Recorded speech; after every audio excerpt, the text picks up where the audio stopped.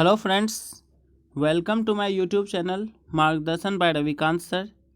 चलिए दोस्तों, आज के इस वीडियो में हम लोग बायोलॉजी के मोस्ट इम्पॉर्टेंट क्वेश्चंस को डिस्कस करेंगे। आज के वीडियो में पहला क्वेश्चन है, नीडोलॉजी में किसका अध्ययन किया जाता है। नीडोलॉजी, यहाँ ध्यान रखना है, नीडोलॉजी होगा और नीडोलॉजी में किसका अध्ययन किया जाता है। तो इस क्वेश्चन का सही आंसर होगा ऑप्शन नंबर ए, पक्षियों के घोंसला का अध्ययन किया जाता है नीडोलॉजी में। किडनी का अध्ययन नेफ्रोलॉजी कहलाता है। वृक्षारोपण का अध्ययन सिल्वीकल्चर और नींद का अध्ययन हिप्नोलॉजी कहलाता है। चलिए दोस्तों आगे बढ़ते हैं। 167 नंबर क्वेश्चन, इलेक्ट्रॉन सूक्ष्मदर्शी की खोज किसने किया। सही आंसर होगा नल एवं रस्का। यहाँ पे रस्का होना चाहिए। नल और रस्का ने इलेक्ट्रॉन सूक्ष्मदर्शी की खोज किया, जबकि हम लोग जानते हैं वाटसन और क्रिक जो कोशिका सिद्धांत देंगे वो वाटसन और क्रिक, और स्लाइडेन और स्वान कोशिका सिद्धांत देंगे। कोशिका सिद्धांत किसने दिया, स्लाइडेन और स्वान, जबकि वाटसन और क्रिक डीएनए की खोज करेंगे। डीएनए की खोज वाटसन और क्रिक। चलिए दोस्तों आगे बढ़ते हैं अगले क्वेश्चन की ओर। Next question number 168, 168 number question, duodenum किसका भाग है। छोटी आंत, बड़ी आंत, पित्ताशय, अंडाशय। इस क्वेश्चन का सही आंसर होगा छोटी आंत। जो डिओडेनम है ये छोटी आंत का एक भाग है। इसके 3 भाग होते हैं, एक डुओडेनम, दूसरा जेजुनम और तीसरा हियम। जो छोटी आंत में भोजन का पाचन इसी डिओडेनम में होता है। जो भोजन छोटी आंत में भोजन अंतिम रूप से पाचन होता है, और आहारनाल का सबसे लंबा भाग छोटी आंत होता है जिसकी लंबाई 6 से 8 मीटर होती है। और इसके 3 भाग होते हैं, उसमें एक डिओडेनम है, दूसरा जेजुनम और तीसरा हियम है। आपसे क्वेश्चन पूछा जाएगा पाचन संबंधित कोई भी रासायनिक कार्य नहीं करता है तो होगा वो जेजुनम। ठीक है दोस्तों, चलिए आगे बढ़ते हैं अगले क्वेश्चन की ओर। आज का नेक्स्ट क्वेश्चन वह क्वेश्चन नंबर 169, पित्त के कार्य को क्या कहा जाता है। पित्त के कार्य को क्या कहा जाता है, तो क्वेश्चन का सही आंसर होगा पाइशीकरण, ऑप्शन नंबर बी। जबकि हम लोग जानते हैं पित्त का स्त्राव लीवर यकृत से होता है, जबकि पित्त जमा होता है पित्ताशय में।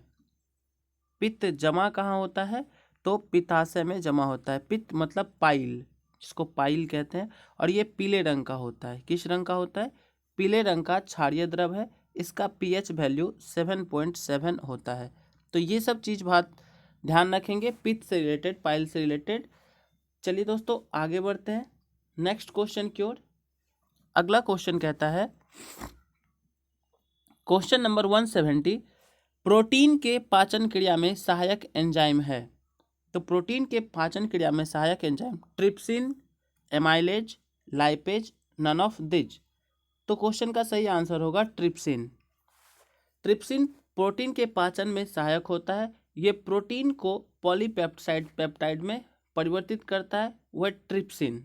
जबकि स्टार्क मंड को माल्टोज में चेंज करता है, एमाइलेज, और फैट्स वसा को फैटी एसिड में चेंज करता है, लाइपेज।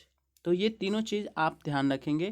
प्रोटीन को पॉलीपेप्टाइड में ट्रिप्सिन, जबकि स्टार्क को माल्टोज में एमाइलेज, वसा फैट्स को फैटी एसिड में चेंज करता है, लाइपेज। चलिए दोस्त आगे बढ़ते हैं। आज का अगला क्वेश्चन है 171 नंबर क्वेश्चन, मनुष्य के जीवन काल में कितने दांत 2 बार आते हैं। 4, 12, 20, 28। क्वेश्चन का सही आंसर होगा ऑप्शन नंबर बी सी, 20।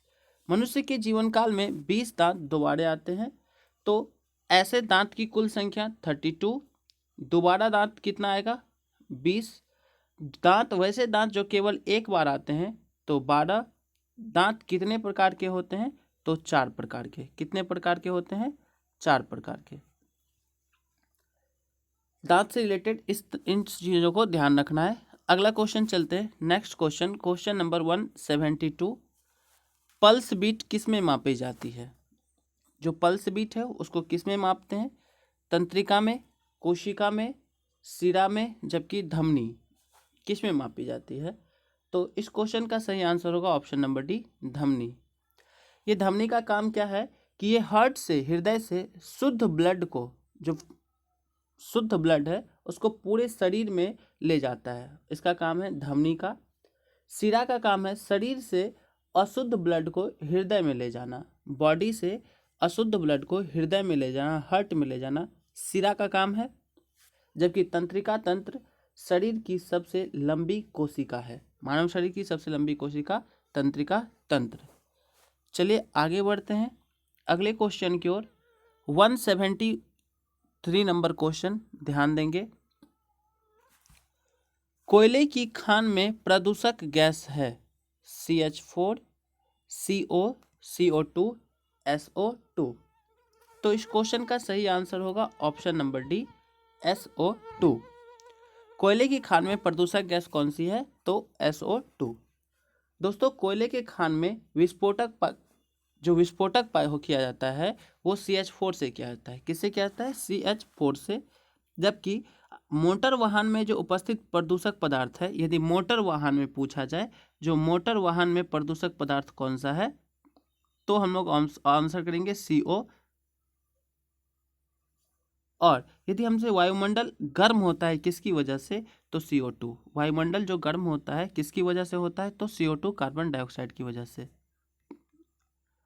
जबकि हमसे पूछा जाए कोयले की खान में प्रदूषक गैस कौन सी है, तो SO2। ये ध्यान रखना है।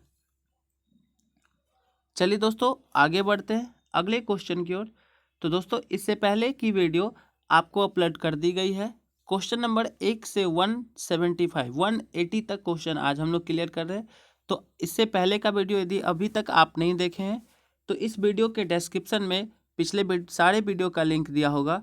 दोस्तों आप एक बार उस वीडियो को देखिएगा, ज़रूर आपको कुछ ना कुछ नया सीखने को मिलेगा। अच्छे क्वेश्चन से आपके सामने होंगे, आप उस क्वेश्चन को कीजिएगा, फिर उसके डिस्कशन को देखिएगा। और यदि अच्छा लगे तो अपने दोस्तों को शेयर करते रहेंगे। मार्गदर्शन बाय रविकांत सर। चलिए दोस्तों आज का क्वेश्चन 174 नंबर क्वेश्चन है। हेमोग्लोबिन निम्न में से किस में पाया जाता है? हड्डी में, रक्त में, पसीना में या पित्त द्रव में? तो ब्लड हो जाएगा आंसर, रक्त। हेमोग्लोबिन किस में पाया जाता है? ब्लड में पाया जाता है। और हेमोग्लोबिन की बात करें तो हेमोग्लोबिन में जो प्रोटीन होता है उसको ग्लोब्यूलिन कहा जाता है। और हेमोग्लोबिन में मौजूद धातु कौन सा होता है? तो हम लोग ध्यान रखेंगे जो हेमोग्लोबिन में मौजूद धातु है वो है लोहा। ठीक है। जबकि हेमोग्लोबिन या ब्लड का जो रंग होता है, कलर रेड होता है, किसके कारण से? हेमोग्लोबिन के कारण से। और हेमोग्लोबिन की कमी से होने वाला रोग कौन सा है? एनीमिया, जिसको अरक्तता भी कहते हैं या एनीमिया कहते हैं। हेमोग्लोबिन की कमी से होता है। मानव शरीर में, हमारे शरीर में जो ब्लड है वो टोटल वजन का लगभग 7% होता है। तो इन सब चीज़ों को आप ध्यान रखेंगे कि हेमोग्लोबिन के कारण ही हमारे ब्लड का रंग लाल होता है। मानव शरीर में ब्लड वजन का 7% होता है। चलिए आगे बढ़ते हैं अगला question. Question number 175 175 number question. Urea किसके द्वारा ब्लड से पृथक किया जाता है, अलग किया जाता है? क्वेश्चन का सही आंसर होगा ऑप्शन नंबर डी, किडनी के द्वारा। किसके द्वारा? किडनी के द्वारा। जो यूरिया है वो ब्लड से अलग किया जाता है किडनी के द्वारा। यूरिया का जो निर्माण है वो कहाँ पे होता है? तो यकृत या लीवर में। यूरिया का निर्माण कहाँ होता है? तो लीवर में, यकृत में। यूरिया रक्त से अलग किया जाता है किडनी के द्वारा। जबकि रक्त का कब्रगाह कहा जाता है प्लीहा या स्प्लीन को। ठीक है। गुर्दा या किडनी का, यदि किडनी का आकार कहा जाए तो कैसा होता है? किडनी का आकार सेम के बीज के आकार का होता है। सेम के बीज के आकार का होता है किडनी का आकार। और इसका वजन, यदि किडनी की वजन कहा जाए तो 140 ग्राम। ध्यान रखेंगे कितना होगा? 140 ग्राम किडनी का वजन। और किडनी का मुख्य काम क्या है कि ये मूत्र का निर्माण करना और रक्त ब्लड को छानना, ये काम होता है किडनी का। चलिए दोस्तों आगे बढ़ते हैं नेक्स्ट क्वेश्चन की ओर। क्वेश्चन नंबर 176, खोपड़ी में हड्डी की संख्या कितनी होती है? 12, 8, 14, 22। तो ऑप्शन नंबर डी सही आंसर होगा 22। यदि खोपड़ी में कहा जाए तो 22 हड्डी होते हैं, जबकि कपाल में हड्डी की संख्या कितनी होती है? 8।